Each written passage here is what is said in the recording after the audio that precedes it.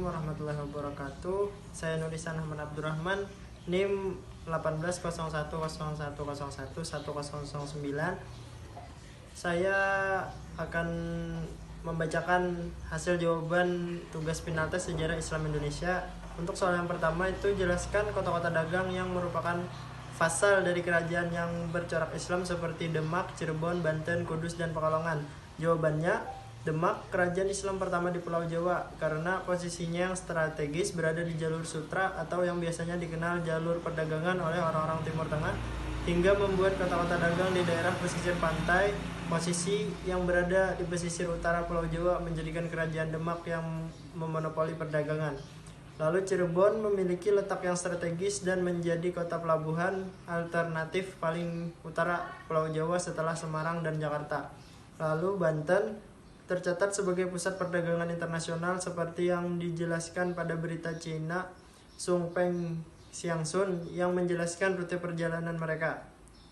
Kudus lebih dikenal dengan santri yang taat dan juga suka berdagang dengan mempunyai filosofi Gus Jijang oleh Sunan Kudus yang berarti bagus, ji mengaji, dan gang berdagang. Lalu Pekalongan memiliki tempat yang strategis dengan posisi jalur pantura dan jalur perdagangan laut. Nomor 2, sebutkan contoh-contoh kerajaan yang bercorak Islam khususnya di Sumatera dan Jawa. Kerajaan Islam di Sumatera ada Kerajaan Jompa, Kesultanan Pereorak, Kesultanan Samudra Pasai, Kesultanan Lamuri, Kerajaan Linge, Kerajaan Siguntur, Kesultanan Indrapura, Kerajaan Pedir, Kerajaan Dayak, Kesultanan Aceh, Kerajaan Sungai Padu, Kerajaan Bungo Setangkai, Kesultanan Jambi, Kesultanan Asahan, Kesultanan Serdang, Kesultanan Deli, Kesultanan Langkat, Kesultanan Siak, Kesultanan Palembang, Kesultanan Riau, Kesultanan Kota Pinang, Kesultanan Pelalawan, Kerajaan Indragiri, Kerajaan Aru, Kesultanan Barus, Kerajaan Padang, Kerajaan Tamiang, Kerajaan Tulang Bawang, Kepaksian Skala Berak, Kerajaan Dharmasraya. Dan kerajaan Islam di Jawa ada 3 kerajaan Demak, Banten, dan Cirebon. Nomor 3, jelaskan terbentuknya kerajaan Banjar dan Gotalo. Kerajaan Banjar merupakan kerajaan bercorak Islam pertama di Kalsel. Sejarah kerajaan Banjar dimulai sejak tahun 1526 Masehi dan berakhir pada 1905 Masehi. Awalnya Kesultanan Banjar terletak di wilayah Banjarmasin, namun dalam perjalanannya kerajaan Islam ini berpindah-pindah ibu kota hingga ke Martapura. Puncak kejayaan Banjar berlangsung pada masa pemerintahan Sultan Musta'in Billah 1595 sampai 1638 Masehi. Di bawah pemerintahannya, Banjar menjadi bandar perdagangan besar dengan komoditas utamanya terdiri dari lada hitam, madu, rotan emas, rotan damar, dan kulit hewan. Sedangkan wilayah yang berhasil diperluas hingga Sambas, Lawai, Sukadana, Kota Waringin, Pembuang, Sampit, Mendawai, Kahayan Hilir, Kahayan Hulu, Kutai, Pasir, Pulau Laut, Satoi, Asam-Asam, Kintab, dan Suarangan. Lalu Goa Talo, pada mulanya daerah Goa terdapat 9 komunitas yang populer dengan nama Bate, Selapang, atau 9 bendera yang menjadi pusat dari kerajaan Goa, Lakiung, Tombolo, Data, Parang-Parang, Sumatera, Agang Jene, Sorobisei, dan Kalili. Dengan melakukan berbagai cara, baik cara damai dan memaksa, komunitas lainnya telah bergabung bersama untuk membentuk kerajaan Goa Talo. Dari cerita pendahulu kita di Goa berkata jika Tumarung adalah pendiri dari kerajaan Goa di awal abad ke-14. Nomor 4, jelaskan peran Wali Songo dalam menyebarkan Islam di Demak, Cirebon, Banten, dan Ternate Tidore. Demak, Sunan Ampel menyebarkan Islam di Surabaya dan juga berencana berdirinya kerajaan Islam Demak. Sunan Giri yang menyebarkan Islam melalui dunia seni dan sangat terpengaruh di kerajaan Demak. Cirebon dan Banten, Sunan Gunung Jati merupakan satu-satunya wali yang menjadi kepala pemerintahan dan ia yang mendirikan Kesultanan Cirebon dan Banten. Ternate dan Tidore, ajaran Islam yang dibawakan oleh murid Sunan Gresik yaitu Maulana Hussein. Nomor 5, berikan pembahasan pemaparan mengenai 3 tipologi kerajaan Islam yaitu tipologi Sumatera, Jawa, dan Sulawesi. Jawab, terkait dengan tipologi keberagaman Islam yaitu santri, abangan, dan priai. Tipe santri ditujukan pada orang atau kelompok Islam yang taat dan rajin beribadah sesuai dengan ajaran Islam yang murni. Tipe abangan diartikan sebagai masyarakat petani yang suka melakukan ritual mistis seperti keselamatan, percaya pada hal-hal mistis dan logis seperti roh-roh halus. Tipe priai ditujukan kepada keturunan darah biru atau kaum ningrat dan pegawai sipil. 6. Bagaimana pendapatmu mengenai teori penetrasi Barat di Nusantara serta munculnya kolonialisme dan imperialisme terhadap kerajaan Islam?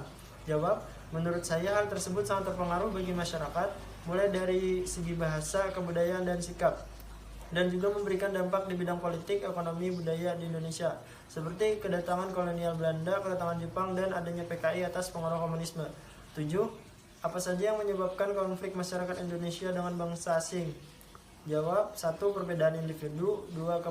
Perbedaan kepentingan, 3. Pergaulan sosial, 4. Perbedaan kepentingan. 8. Bagaimana pandanganmu mengenai kondisi umat Islam di Indonesia prakemerdekaan atau pasca kemerdekaan? Perkembangan Islam di Indonesia prakemerdekaan secara garis besar dibagi dalam 2 periode, yaitu perkembangan Islam sebelum masa kolonialisme Barat dan Jepang serta perkembangan Islam pada masa kolonialisme Barat dan Jepang. Pada waktu sebelum masa kolonialisme Barat dan Jepang, Islam mengalami perkembangan dan melalui beberapa jalur seperti perkawinan, tasawuf, politik, dan lain-lain. Dan dalam proses islamisasinya terjadi interaksi antara budaya lokal sehingga corak Islam di beberapa tempat berjalan sesuai dengan tradisi dan budaya setempat tanpa mengurangi nilai Islam yang sesungguhnya. Pada masa kolonialisme, khususnya Belanda, Islam menghadapi tantangan yang luar biasa karena Belanda di samping datang untuk berdagang, mereka juga menjalankan misi kristenisasi. Namun dengan motivasi keimanan Islam, Belanda menghadapi perlawanan dari umat Islam selama berabad-abad dan akhirnya Belanda mengangkat kaki dari bumi Nusantara tanpa berhasil mengkristenisasikan bangsa Indonesia. Peradaban Islam di Indonesia pasca kemerdekaan telah mengalami kekurangan di mana perseteruan antara kelompok nasionalis dan kelompok Islam dan kelompok lainnya masing-masing berpegang teguh pada misi mereka untuk menjadikan negara Indonesia menjadi negara Islam, negara Pancasila. Dengan timbulnya masalah ini, maka timbul pula pergerakan partai-partai dan pemberontakan yang dilakukan oleh kelompok Islam. Hal tersebut dilakukan oleh Islam karena mereka kecewa dengan hasil keputusan presiden yang menjadikan dasar negara Indonesia sebagai negara Pancasila. 9. Jelaskan tentang penyebaran aliran-aliran besar tasawuf ke Indonesia serta pengaruhnya di masyarakat. Jawab, di Indonesia penyebaran Islam oleh para sufi terjadi pada abad ke-16 seperti Sulaiman al-Sumatrani dan Hamzah Fansuri yang mengajarkan tasawuf. Dengan para sufi inilah ajaran tarekat berkembang di Indonesia. Pertama kali dibawakan oleh Syekh Fansuri adalah tarekat Qadariyah yang banyak tersebar di Indonesia. Dalam ajaran serta pengaruhnya yaitu untuk mencegah tenggelam di keduniaan dan penekunan pada sedekah dan kemanusiaan. Tarekat Naqsabandiyah membuktikan kemampuannya dalam memobilisasi gerakan perlawanan bangsa Indonesia terhadap penjajahan Belanda serta ajarannya menekankan pada zikir, kesempurnaan suluk, adab para wali, dan muraqabah. 10. Jelaskan mengenai aspek peninggalan Islam dari segi bangunan, sastra, budaya, politik, sosial, dan perekonomian. Jawab, peninggalan-peninggalan Islam yang menjadi ciri khas Islam yaitu masjid, istana, keraton, dan makam atau nisan. Masjid merupakan tempat ibadah umat Islam, makam memiliki daya tarik tersendiri karena batu nisannya memiliki budaya sastra yang tinggi seperti makam-makam yang terkenal antara lain makam para wali songo serta di lereng terdapat batu nisan bertulisan bahasa dan tulisan Arab. Istana adalah tempat tinggal raja dan keluarganya. Tempat ini juga sebagai pemerintahan terutama politik, sosial, dan juga perekonomian. Lebih tepatnya merupakan pusat pemerintahan. Kaligrafi adalah tulisan indah Arab, biasanya diambil dari ayat suci Al-Quran. Kaligrafi digunakan sebagai hiasan dinding, masjid, batu nisan, dan juga gapura.